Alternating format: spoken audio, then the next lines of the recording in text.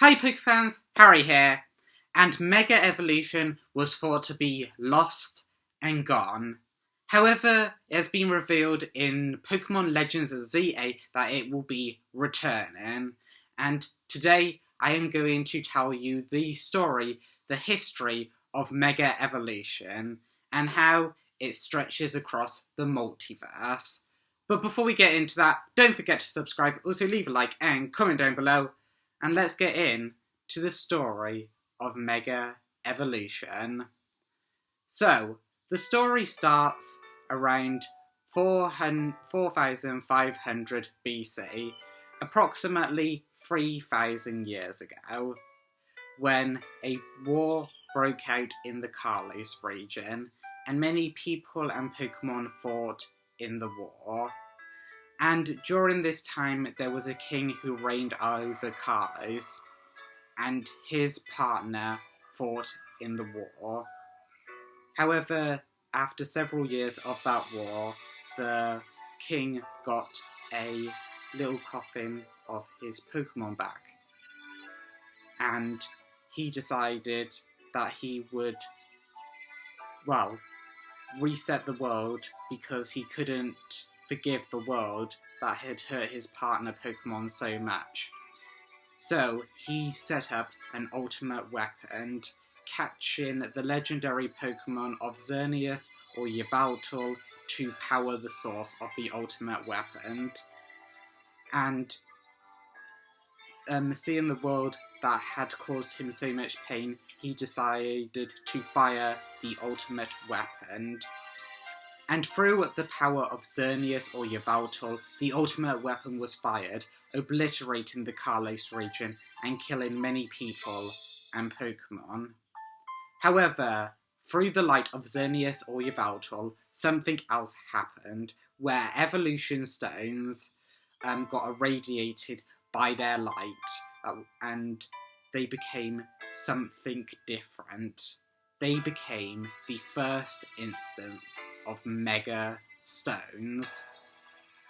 And soon after the war had ended and time had passed, a trainer and their Lucario arrived to the Kalos region, finding one of these irradiated stones, leading to the world's first ever Mega Evolution. And that is how Mega Evolution started. If only it was that simple. Because there is also a different origin of how Mega Evolution came about from the Draconid people. The Draconid people are ancient ancestors of a lot of people from the Hoenn region, and there is an account from them that believe Mega Evolution came from Rayquaza and various meteors that rained down on their Hoenn region thousands of years ago, roughly the same time as the war broke out in Kalos. So, through the ancient times, many disasters struck the Hoenn region, and the story that the disaster for this particular story I want to focus on is the meteorites that struck down on Hoenn.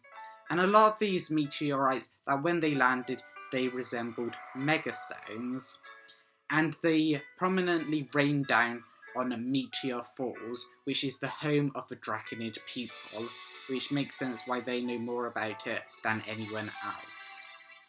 These disasters soon attracted the attention of Rayquaza, and he brought an end to all these disasters and restored peace, leading to the Draconid people worshipping Rayquaza.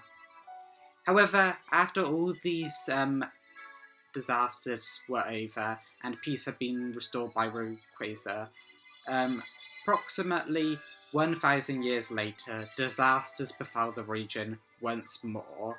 Most notably, a massive meteorite described with boundless brilliance and directly compared to keystones bore down in the ocean and created what eventually would become the location of Sutopolis City.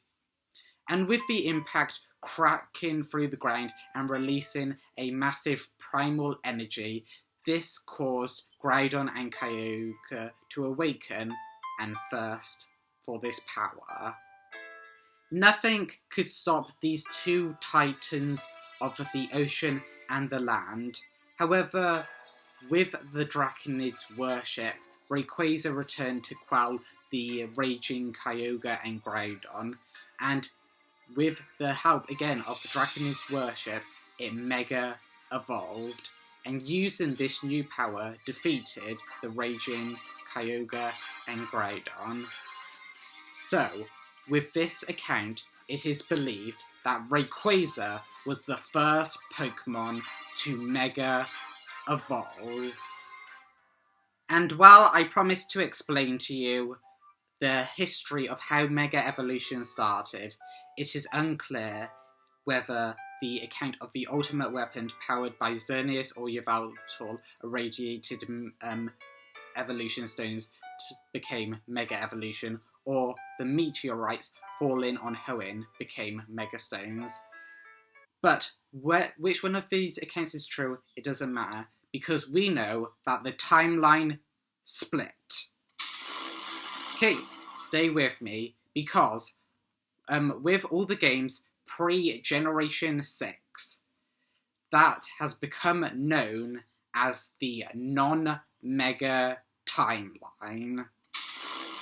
And all the games post-Generation 6 became the Mega timeline. Because in all the games pre-Black 2 and White 2, from Black and White all the way back to Red and Blue, Red and Green, all of those games don't include any references to anything like Mega Evolution. However, all the games post X and Y, from X and Y to probably Scarlet and Violet as well, there is something that relates to Mega Evolution. And yes, I am even including Sword and Shield and Scarlet and Violet, because they have something that is a bit like Mega Evolution, because there's Dynamax, Gigantamax, and also Terrestrialization, which without Mega Evolution would not have happened in the Pokemon world, as far as I can say. Meaning, the timeline split, and through the power of Xerneas and Yveltal, and also Rayquaza, we are now in a multiverse of Pokemon. So, there are two timelines of Pokemon. The non-Mega timeline, where there is no Mega Evolution or gimmicks of any kind, and then there is the Mega timeline, with Mega Evolution, obviously, and some other gimmicks. However, wouldn't it be easy if it was that simple? Because there is actually a third timeline, which I will call the Origin timeline. And the Origin timeline, mainly we know only about the Kanto region, where their progression through the Kanto region happens exactly as the same as the games. Except for one, because in this timeline, Red has a Mega Charizard X. And this is big because, like, in the Mega timeline, Red and Blue aren't the protagonists. It is seen in Let's Go Pikachu and Let's Go Eevee that Chase and Elaine are the ones that are the protagonists of the Kanto games in that timeline, and they defeat Team Rocket. And you could be thinking, well, this is a Red before Team Rocket fully forms, and he doesn't defeat Team Rocket. However, that is untrue, because in Pokemon Origins, Red defeats Team Rocket. He is stated to be the one to defeat Team Rocket. We literally see it happen. But if Red defeats Team Rocket, this should be the non-Mega timeline. However, that doesn't make sense with Red having a Mega Pokemon. And that has to mean Origins is its own separate timeline. Because for Red to defeat Team Rocket, it has to be the non-Mega timeline. because in the Mega timeline, Chase and Elaine defeat Team Rocket. However, in this timeline, Red not only defeated Team Rocket, but he also had a Mega Pokemon, meaning we have 3 different universes in the Pokemon multiverse. So, that is the story of how Mega Evolution came about and now roughly where we are today. So, Mega Evolution started around 4500 BC, and it started either with AZ firing the ultimate weapon and bathed the Kalos region in the light of Xerneas or Yveltal, or it started way back in the Hoenn region around the same time with the Draconids worshipping Rayquaza, and whether it was Lucario or Rayquaza that first evolved, that made the split in the timelines, where all the games from Red and Blue, Red and Green, to Black 2 and White 2 became the non-Mega timeline, and all the games from X and Y to Scarlet and Violet became the Mega timeline. And also a third timeline then diverged with the timeline of Red not only defeating Team Rocket, but having a Mega Charizard X, becoming the Origin timeline, which split off into itself into probably Pokemon Masters, as Red has a Mega Charizard X there, and also defeated Team Rocket.